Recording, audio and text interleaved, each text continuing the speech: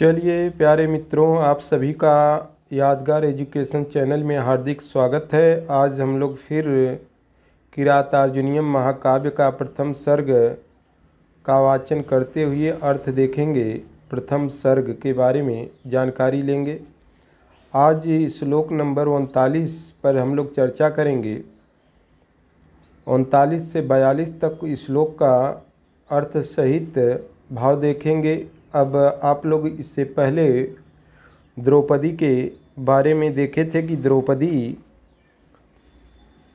बता रही थी इससे पहले कि पहले आप महान धन रूपी शैये पर शयन करते थे और आज जो है आप कुशों से आच्छादित इस वन प्रदेश में निवास करते हैं, ऐसी आपकी स्थिति हो गई है।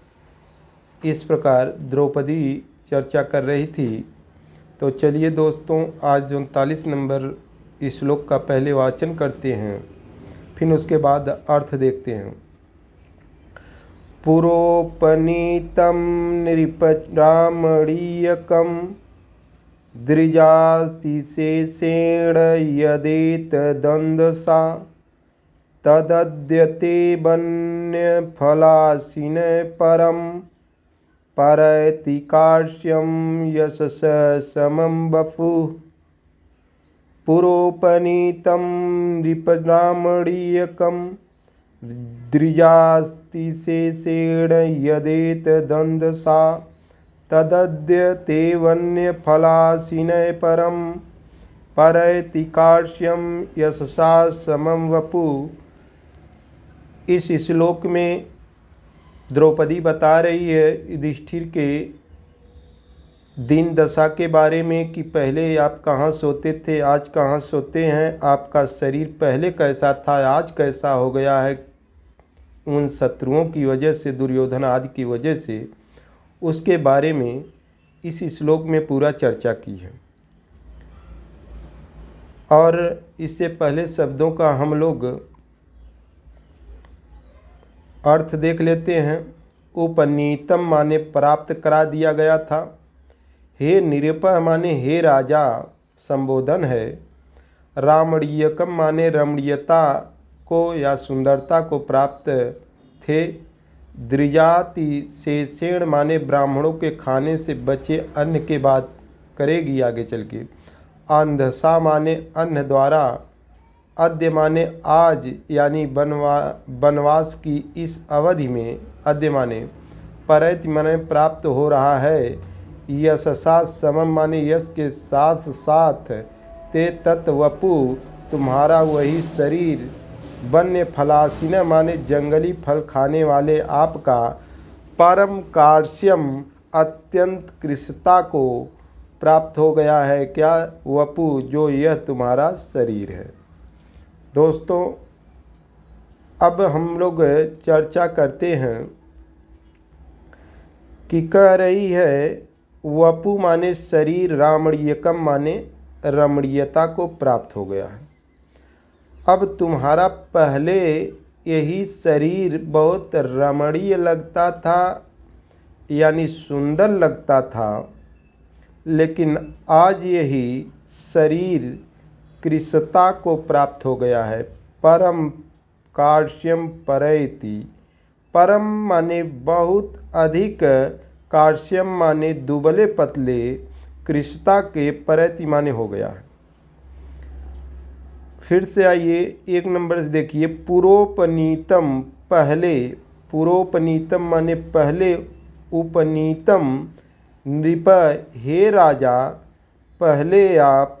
रामणीयकम पहले आपका। वपु रामणीयकम यह शरीर आपका रमणीयता को प्राप्त हो रहा था, सुंदर लग रहे थे पहले, यानी जब राजा थे तब।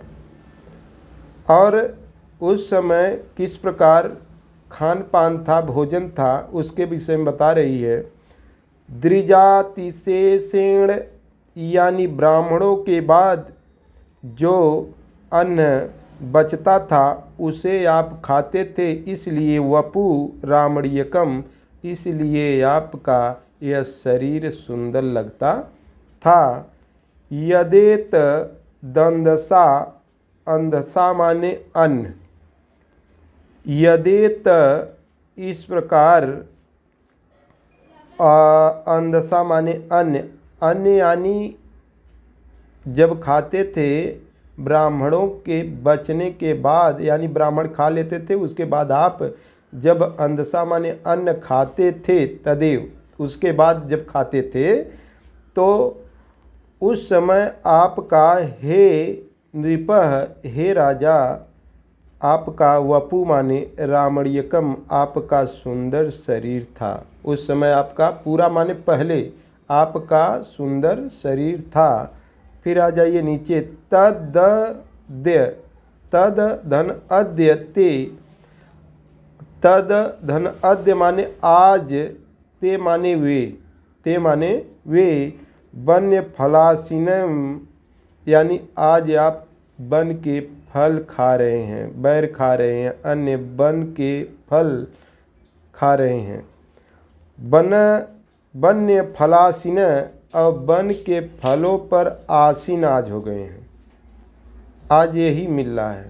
पहले क्या होता था कि ब्राह्मण खा लेते थे भोजन, उसके बाद जो है आप खाते थे तो आपका शरीर उनके आशीर्वाद से और मंगल कामना से आपका शरीर बहुत सुंदर लगता था। ते अद्य, ते आज तुम वही वन फलासीन, वन के फलों पर आसीन हो और वन के फल ही खा रहे हो। और आज वह शरीर कैसी हो गई है, परम कार्श्यम परैति, परम माने बहुत अधिक, कार्श्यम माने कृष्णता को, परैति माने हो प्राप्त हो गई है, प्राप्त हो गई, बहुत अधिक कृष्णता को वह शरीर आज प्राप्त हो गई है। क्यों हो गई है? क्योंकि वनस्य फलासीन, आज इस वन के फलों पर आसीन हो, इसलिए।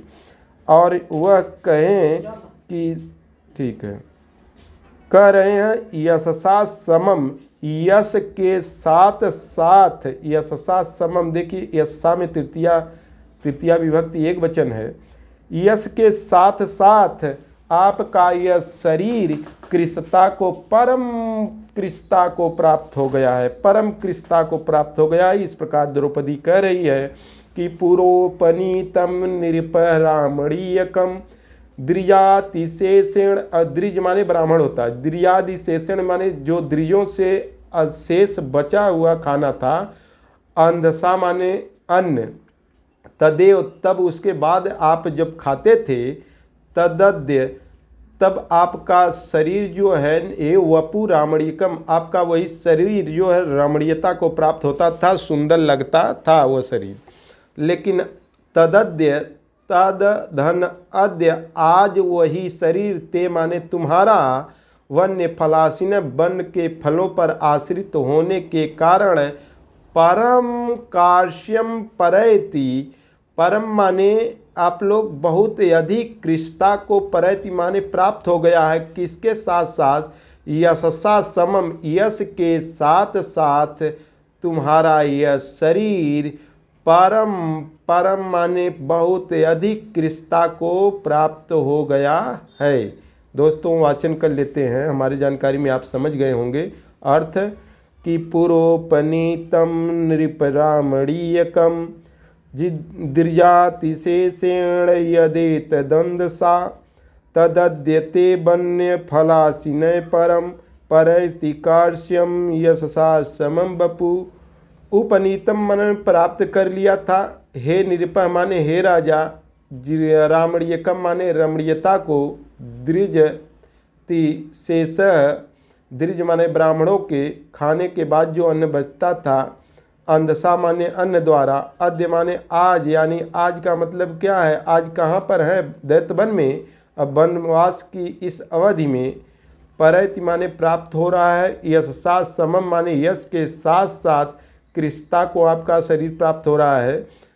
ते तत्वपु, वही तुम्हारा शरीर, वन्य फलासीन माने जंगली फल खाने वाले आप, परम कार्श्यम अत्यंत कृष्णता को प्राप्त हो रहा है, यह है आपका शरीर। इस प्रकार कह सकते हैं। फिर अर्थ देखना है तो आप लोग समझ सकते हैं कि पहले उपनीतम सुंदर रामणीयकम नृपय। हे राजा, वपु को पकड़ लेना, वपु माने शरीर।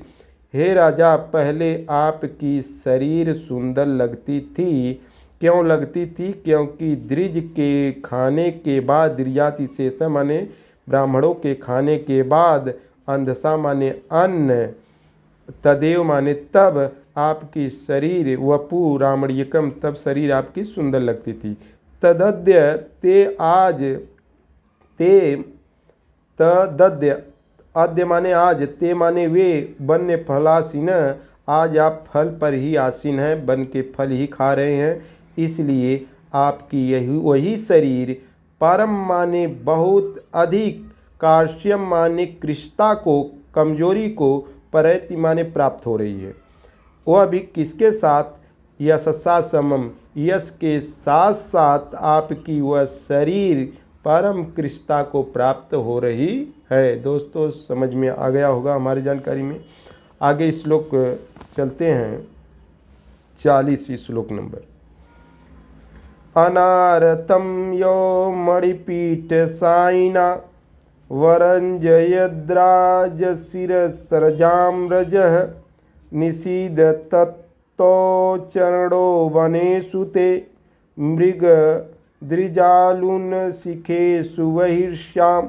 वहिर्श्याम माने होता है कुश के जंगल दोस्तों, और अनारतम माने निरंतर। अनारतम माने दोस्तों होता है निरंतर।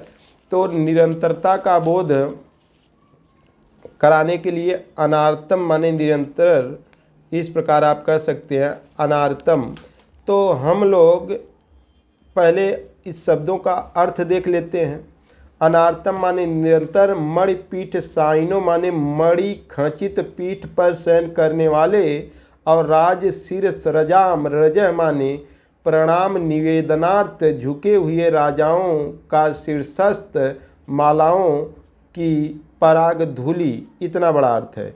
निषीदतः माने अवस्थित हो रहे हैं, अरंजयत माने रंग देती थी, यो ते चरणों माने आपके जिन दोनों चरणों को, मृग द्रिजालून शिखेषु, मृग आदि पशुओं द्वारा तथा ब्राह्मणों द्वारा जो काट लिया गया है, वनेश माने जंगलों में। तो दोस्तों चलिए फिर से अर्थ देखते हैं। अनारतम निरंतर, यो माने जो, यह द्वितीय दो वचन है, प्रथमा का दो वचन, जो मणि पीठ साइनो, मणि पीठ पर जब आप दोनों क्या रखते थे? वरज्य, देखिए तीसरी लाइन देख लीजिएगा। ते बनेषु चरणों निषीदतः, ते माने तुम्हारे द्वारा, बनेषु माने बनों में, चरणों माने दोनों चरण को, निषीदता माने जब आप रखते थे उस समय की बात है। अनारतम निरंतर यो मणिपीठ साइनो ना, यानी जब आप मणिपीठ साइनों पे, मणिपीठ पर आप दोनों चरणों को रखते थे। देखिए कह रहे हैं ते बनेशु, वही चरण आज बनों में पड़ रहे हैं, निषिद्धता माने रख रहे हैं। अब मणिपीठ साहिनों पर रखने के बाद वरम अरंजयत, रंग जाते थे। अब किससे रंगते थे आगे बता रहे हैं। राज सिर सरजाम रजह, राजाओं के सिर रखने से, प्रणाम करने से, निवेदनार्थ करने से, झुके होने के कारण राजाओं के शीर्ष से मालाओं की पराग धूलि से आपके दोनों चरण रंजयत माने रंग जाते थे। क्या होते थे? अरंजयत माने रंग जाते थे। वही दोनों पैर आपको रंग जाते थे। कब रंग जाते थे? राज सिर सरजाम रजह, यानी प्रणाम निवेदनार्थ जब अन्य राजा लोग आकर शीर्षस्थ होते थे, मालाओं की पराग धूलि जो है आपके उन पैरों पर लगती थी और वह रंग जाते थे आपके दोनों पैर। फिर तीसरी लाइन में निषीदत ततो चरणों बनेषु ते, ते माने वे चरण, बनेषु माने आज इस वन में पड़ने के कारण, निषिद्धता माने जो रख रहे हैं, चरणों माने दो वचन है चरणों में, इसलिए दोनों चरणों को रख रहे हैं। जब दोनों चरण, आज वही दोनों चरण वन में पड़ रहे हैं, तो तुम्हारे चरण वन में आज जो पड़ रहे हैं, तो क्या हो रहा है, बनेषु में बहिर्श्याम माने कुशों के वनों में पड़ रहे हैं। और वह कैसा कुश है उसकी बात किए हैं कि मृग द्विजालून शिखेषु, मृग और ब्राह्मणों के द्वारा जो बहिर्श्याम माने कुश काट लिए गए हैं वहाँ पर पड़ रहा है। तब भी अरंजयत यानी तब भी रंगे जा रहे हैं, तब भी रंग जा रहे थे। आज भी तब की स्थिति क्या थी कि राजाओं के सिर के माला से जो पराज कर लगते थे, आपके चरणों में झुकने से, प्रणाम करने से, निवेदनार्थ के लिए जब सिर अपना झुकाते थे उस समय रंगते थे। आज किस तरह रंग रहे हैं, वनों में आप जब अपने पैर रख रहे हैं ते कुशों के इस जंगल में, वह कुश कैसे हैं, मृग और ब्राह्मणों के द्वारा जो लून कर लिए गए हैं यानी काट लिए गए हैं, वहाँ पर रखने से भी आपके दोनों पैर रंग जा रहे हैं। पहले क्या स्थिति थी, आज की क्या स्थिति है, उसके बारे में द्रौपदी बता रही है। किसे, यानी युधिष्ठिर से कह रही है, हे राजा, कह रही है कि अनारतम निरंतर यो माने जो मणिपीठ साइना, यानी मण के पीठ पर शयन करते थे, चरणों आपके दोनों चरण करते थे। तब उस समय क्या होता था, अरंजयद्र जब रंग जाते थे। कैसे रंग जाते थे उस समय पीठ साइनों पर, कि सिर सरजाम रज है, यानी राजाओं के द्वारा जब आपको शीर्षस्थ होते थे उस समय उनके मालाओं के रज कण से आपके पैर रंग जाते थे। लेकिन ते माने वही पैर, वही तुम्हारे पैर आज बनेषु चरणों निषिद्धत। तो माने देखिए, ते माने वे, तो माने वे दोनों, चरणों माने चरण, बनेषु माने वनों में पड़ने से, निषिद्धता माने जब रखते हैं तो आज कहाँ पर रखते हैं, मृग द्विजालून शिखेषु, शिखेषु माने शिखा होता है, कैसी शिखा है, मृग और ब्राह्मणों के द्वारा जो काट ली गई है, ऐसी बहिर्श्याम माने कुशों की शिखा से आज भी तुम्हारे दोनों चरण रंग जा रहे हैं। और पहले भी रंगे जाते हैं, पहले उन्नति का दौर था, आज अवनति का दौर है। इस प्रकार जो है द्रौपदी युधिष्ठिर से कह रही है। तो दोस्तों, हमारी जानकारी में यह बात आपके समझ में आ गई। 40 श्लोक नंबर था, 45 श्लोक नंबर देखते हैं। 40 था, 41 नंबर देखते हैं। दृशन निमित्ता यदियम दशा ततः समूल मूल यतीव मे मनः परर पर्यासित वीर्य संपदाम पराभवो उत्सव एव मानी नाम। पराभवो पराजय भी उत्सव के समान होती है। किनके लिए, मानी नाम, जो अपना मान सम्मान कीर्ति समझते हैं, उन्हें पराजय भी उत्सव के समान होती है। और इस श्लोक में यानी द्रौपदी यह बात सिद्ध की है कि भाई अगर हम ताकतवर थे, हर चीज़ थे, अगर लड़ कर कहीं हारे होते तो आज हमें कोई मलाल नहीं होता। लेकिन आज बिना लड़े हम लोग पराजय का सामना करके इस जंगल में छुप छुप के रह रहे हैं। इस प्रकार हमें यह अच्छा नहीं लग रहा है। तो यह बात जो है युधिष्ठिर से द्रौपदी बता रही है, कह रही है दृशन निमित्ता। यह दृश्य होता है शत्रुओं के द्वारा, शत्रुओं के कारण निमित्ता माने उसी के कारण। यदियम, यह, इयम माने यह, दशा तत्, यह जो दशा हम लोगों की आज हुई है, यह दृशाम निमित्तम है, यानी शत्रुओं के द्वारा दी गई दशा है। यह आज हमारी जो दशा है, यह शत्रुओं के द्वारा दी गई दशा है। इसलिए मैं मनः, दूसरी लाइन लास्ट में देखिए, मैं मनः, इसलिए मेरा मन समूल, समूल माने संपूर्ण रूप से, उन्मूलयति, उन्मूलयति, संपूर्ण रूप से जैसे जड़ से उखड़ा जा रहा है, इस प्रकार द्रौपदी कह रही है, मैं मनः, इसलिए मेरा मन संपूर्ण रूप से उखड़ा जा रहा है, जड़ से उखड़ा जा रहा है। फिर कहती है परय, परय माने होता शत्रुओं द्वारा अपर्यासित थी, हारी हुई हमारी यह वीर्य, देखिए वीर्य संपदा, यह मेरी वीर्य संपदा जो थी, वीर्य संपदा क्या है? वीर संपदा यह है कि अर्जुन हैं, नकुल हैं, सहदेव हैं, भीम हैं, आप जैसे हैं, हम लोग वीर्य संपदा थे। और इसलिए परय माने शत्रुओं के द्वारा अपर्यासित थी, हारी नहीं थी। इसलिए मैं मन, मेरा मन, यह सोचकर, यह स्थिति सोचकर मेरा मन क्या करता है? समूल उन्मूलयति, मेरा मन जड़ से उखड़ा जा रहा है। इस प्रकार कौन कहती है? द्रौपदी। इसलिए पराभवो उत्सवः यवमानी नाम, पराजय भी उत्सव के समान होता अगर हम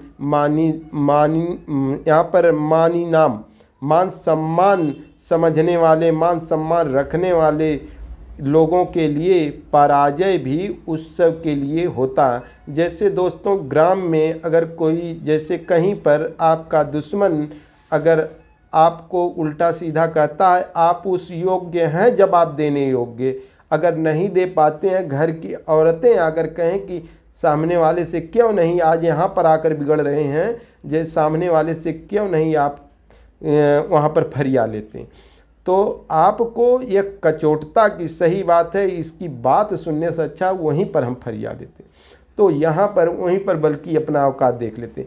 तो इसीलिए यह कह रही है मानियों के लिए, मान सम्मान रखने वालों के लिए पराजय भी उत्सव होता।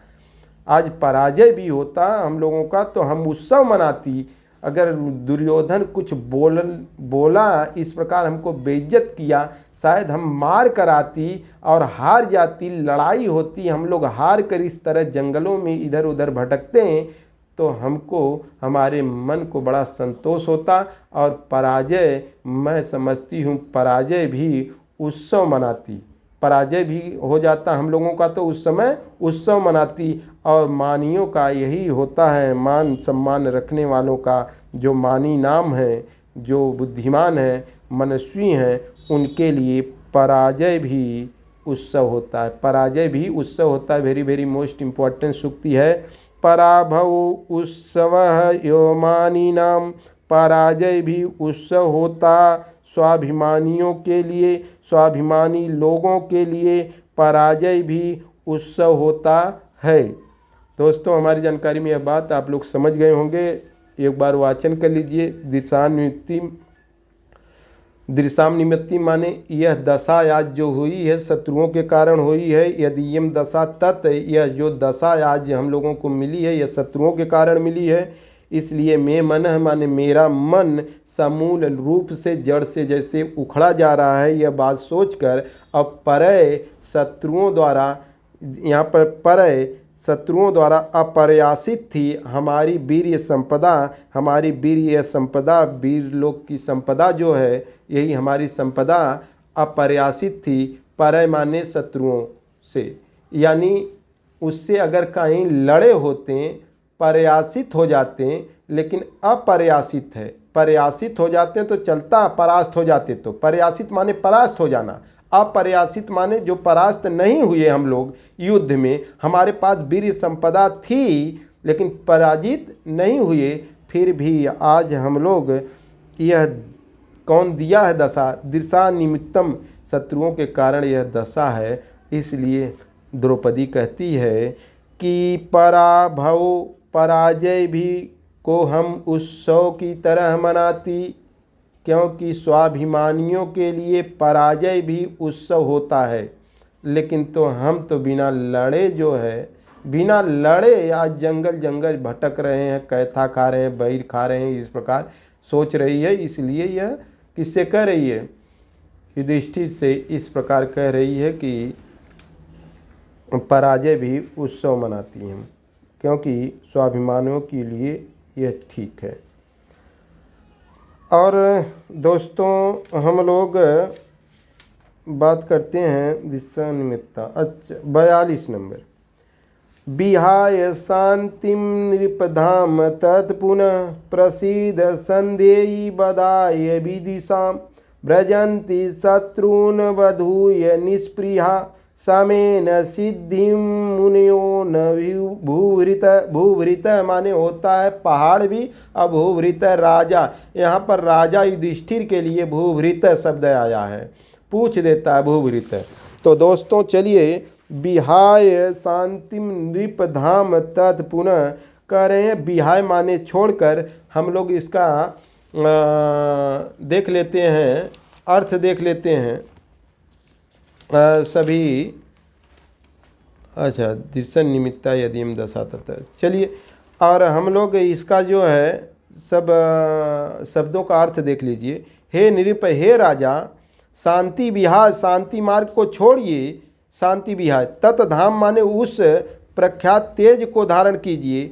विदिशाम बधाय माने शत्रुजनों का विनाश करने के लिए। पुनः संदेह माने पुनः धारण कीजिए। प्रसिद्ध माने प्रसन्न होइए या अनुकूल हो जाइए, पहले जैसे हो जाइए। निस्पृहा मुनियों माने निरीह ऋषि मुनि की। और शत्रुन माने काम क्रोध मोह लोभ मद मात्सल्य, ये शत्रु हैं। अवधूय माने जीत करके। असमेन माने शांति द्वारा। सिद्धि व्रजंती माने सफलता को प्राप्त करते हैं। भूभृत न यानी राजागण नहीं। इस प्रकार अर्थ था शब्दों का। अब पूरा मिलाकर हम लोग अर्थ देखते हैं। विहाय शांतिम नृप धाम तत्पुनः।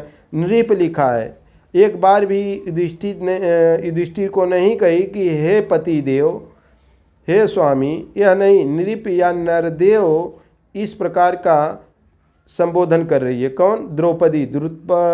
ताजमजा यहाँ आप लोग देखे थे कि हम द्रुपद की पुत्री बोल रही हूँ। अब विहाय शांति, शांतिम विहाय, शांति को छोड़िए, छोड़कर। नृप धाम तत्पुनः, इस श्लोक में द्रौपदी कहते कहते हार गई है, तो अब समझा रही है, थोड़ा नॉर्मल होकर कह रही है। हे नृप, विहाय शांतिम यानी शांति को छोड़कर, शांति को छोड़कर। धाम तत्पुनः, धाम तत्पुनः माने फिर से, धाम माने तेज धारण करिए। यानी शांति को छोड़ दीजिए, फिर से क्या? तेज धारण कीजिए। क्यों? लड़ने के लिए तेज धारण कीजिए। हे नृप, हे राजन, अब पुनः तेज धारण कीजिए, शांति को छोड़कर। शांति को छोड़कर तेज धारण कीजिए। फिर देखिए, प्रसिद्ध संदेही बधाय विदिशाम। विदिशाम माने शत्रुओं का, बधाय माने वध करने के लिए, और संदेह माने धारण कीजिए। प्रसीद, अब प्रसिद्ध यह क्रियापद है। प्रसन्न हो जाइए, प्रसन्न होइए। प्रसीद माने प्रसन्न होइए। संदेह माने धारण कीजिए। बधाय माने शत्रुओं का वध करने के लिए। विदिशाम माने शत्रुओं का, बधाय माने वध करने के लिए। अब कही द्रौपदी दूसरे लाइन में कि विदिशाम शत्रुओं का, बधाय माने वध करने के लिए। संदेही धारण कीजिए, और धाम धारण कीजिए, यानी धाम संदेही तेज धारण कीजिए। और प्रसिद्ध माने प्रसन्न होइए, प्रसन्न होइए, फिर से अपना तेज धारण कीजिए। और किस लिए तेज धारण कीजिए? विदिशाम बधाय, शत्रुओं के वध करने के लिए तेज धारण कीजिए। अव्रजंती शत्रुन बधू ये निष्प्रिया। निष्प्रिया मतलब होता है स्प्रिया माने इच्छा, निष्प्रिया दिया है नहीं इच्छा। और शत्रुन बधू ये शत्रुओं को पराजित करने के लिए आप पुनः तेज धारण कीजिए। पुनः तेज धारण कीजिए। तत्पुनः धाम यानी तत्पुनः धाम माने तत्पुनः फिर से तेज धारण कीजिए। अब फिर लास्ट लाइन में सुक्ति है, समेन सिद्धिम मुनियो न भूवृत। समेन सिद्धिम मुनियो न भूवृत।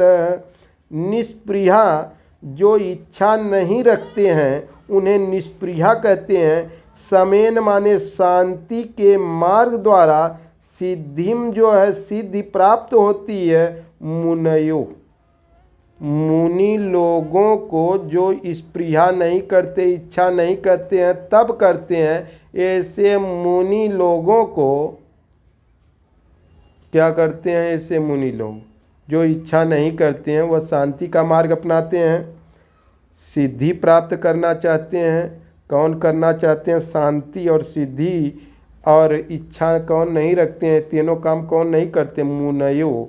कौन कह रही है? द्रौपदी। किससे कह रही है? युधिष्ठिर से कि हे नृप, हे राजन, निष्प्रिया जो करते हैं न वह राजा नहीं करते हैं, वह मुनि लोग करते हैं जिनको कोई इच्छा नहीं रहती है।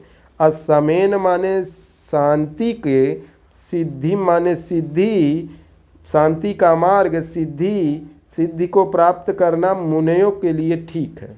ब्रजंती अच्छा है, प्राप्त करना अच्छा है। ब्रजंती देखिए, ब्रजंती दूसरी लाइन में, निष्प्रिया समेन सिद्धिम मुनियो ब्रजंती। मुनियों के लिए शांति मार्ग अच्छा है, प्राप्त करना अच्छा है, क्योंकि उनके अंदर निष्प्रिया रहती है, कोई इच्छा नहीं रहती है। अब कहें न भूभृत है, न भूभृत, यह मुनियों के लिए नियम बना है शांति का, राजा लोगों के लिए नहीं है कि समेन सिद्धिम भूभृत, कि शांति का मार्ग अपनाए। यह भूभृत माने राजा लोग। कहे कि यह शांति का जो चुम्मार की दर्द बैन में इधर उधर भटक रहे हैं और भटका रहे हैं, आप जो हैं दुरोधरम छद्म जिताम समीहते, गैल लहला जुआ खेले और हम आने के आज यह जेले में जौन मुसीबत का सामना करे के पड़त हो, ये त्योहार दे नहीं हो। इस प्रकार द्रौपदी जो है अपने नृप कह रही है पति को कि है, जब गुस्सा जाती हैं औरतें तो इस प्रकार कहती हैं उल्टा सीधा, तो कह रही है कि भैया ये मार्ग जवन हुआ ये मुनि का, कि शांति का मार्ग, सिद्धि का मार्ग और निष्प्रिया किसी की इच्छा न रखने वाले को यह मुनियों का मार्ग है। यह न भूभृत, न माने नहीं, भूभृत माने राजाओं का यह मार्ग नहीं है। इस प्रकार कौन कही? युधिष्ठिर से द्रौपदी कहती है। तो दोस्तों हमारी जानकारी में आप लोग समझ गए होंगे। निष्प्रिया जो बहुव्रीहि समास है, आप लोगों को बता दें कि निष्प्रिया में बहुव्रीहि समास है। तो चलिए फिर एक बार वाचन कर लेते हैं। अगर अच्छी वीडियो लगे तो अब एक वीडियो और रह गई है और किरातार्जुनीयम आपका पूरा प्रथम सर्ग समाप्त हो जाएगा। विहाय शांतिम नृपधाम तत् पुनः प्रसीद संदेहि बधाय विदिशाम। भ्रजन्ति शत्रून् बधूय निष्प्रिया समेन सिद्धिम मुनियो न भूहृत। आप लोगों से बता दिए हैं कि 44 श्लोक तक वंशज छंद चलेगा, जिसकी खासियत है कि प्रत्येक चरण में 12 वर्ण मिलेंगे और जतव जरव नियम होगा। जगण, देखिए जतव, जगण और तगण और जरव, जगण और रगण करके गणों का नियम होगा। और इसमें देख लीजिए विहाय शांतिम नृपधाम तत्पुनः में कितने वर्ण हैं? एक वह है, ह है, यह है, 3 वर्ण यहाँ पर है।